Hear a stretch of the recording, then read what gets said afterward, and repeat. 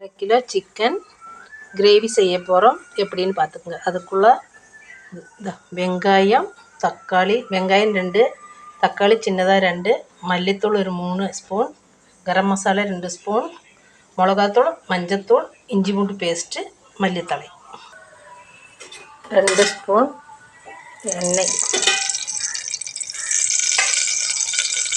காஞ்சதுமே வெங்காயத்தை போட்டுக்கலாம். தக்காளி வெங்காயம் வணங்கிடுச்சு. தக்காளி போட்டுக்கலாம். உப்பும் போட்டுக்கலாம். தக்காளி வணங்கினதும் மஞ்சளும் மிளகாயும் போட்டுக்கலாம்.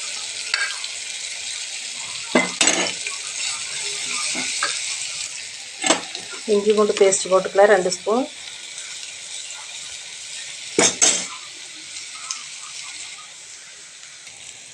அப்படியே கரம் மசாலா தூள் போட்டுக்கலாம். மல்லித்தூள் 3 ஸ்பூன் போட்டுக்கலாம். அப்படியே மல்லி, அப்படியே சிக்கன் போட்டுக்கலாம்.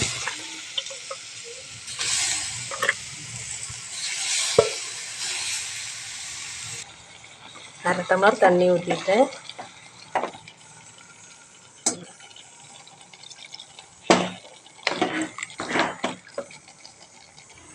மக்களை இது மாதிரி தான் இருக்கணும். கிரேவி பார்க்கணும். நிறைய தண்ணி ஊற்றக்கூடாது கிரேவிக்கு.